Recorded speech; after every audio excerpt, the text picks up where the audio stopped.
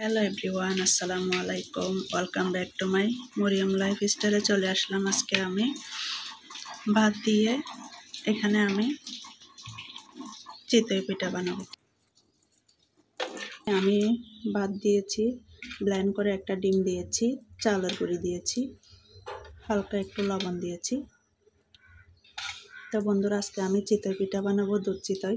তো আপনাদের সাথে শেয়ার করতেছি। তো এখন আমি প্রথমে একটা দিয়ে দিব। মাটির খোলা বসায় দিয়েছি, খোলাটা গরম হয়ে গেছে। এখন আমি অল্প অল্প করে ব্যাটারগুলো দিয়ে দিব।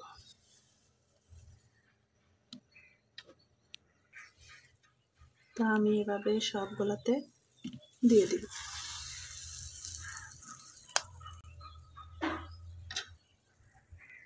এখন আমি একটা মাটির ঢাকনা দিয়ে ঢেকে দেব। তো বন্ধুরা, ভাত দিলে পিঠাটা একটু নরম হয়। তো বন্ধুরা, আমার পিঠা হয়ে গেছে। দেখেন, ভাত দিলে কিন্তু তুলতুলে নরম হয়। পিঠাটা মাশাআল্লাহ অনেক সুন্দর হয়েছে।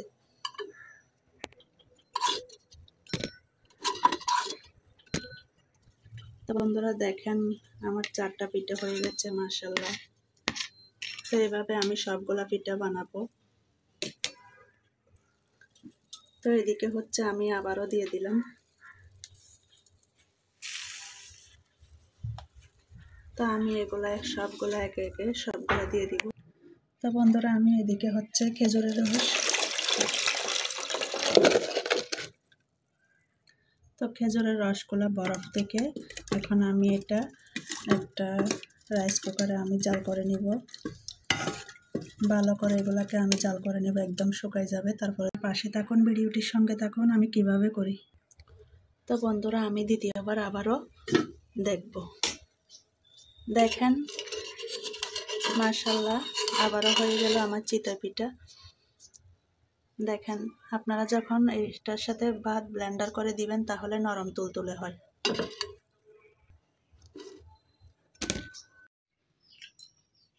তো বন্ধুরা দেখুন, আমার সবগুলা চিতই পিঠা হয়ে গেছে। এখন আমি খেজুরের রসের মধ্যে ডুবিয়ে দিব, ঠিক আছে?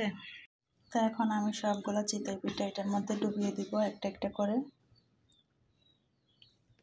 এখানে কিন্তু খেজুরের রস, গরুর দুধ। তো বন্ধুরা দেখুন, আমি এভাবে খুব সহজেই আমি খেজুরের গুড় দিয়ে বা খেজুরের রস দিয়ে চিতই পিঠা তৈরি করে ফেলছি, দুধ চিতই। তো আপনাদের কাছে কেমন লাগছে? এটাকে আমি রেস্টে রাখবো।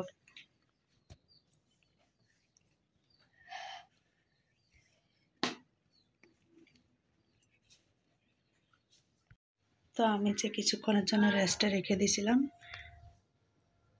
সেটা এখন আমি একটা ফ্রিজে নিয়ে নিব। তো দেখুন কি সুন্দর করে এটা ফুলে উঠেছে মাশাআল্লাহ। এখন আমি একটা বাটিতে পরিবেশন করে নিব দুধ চিতই পিঠা।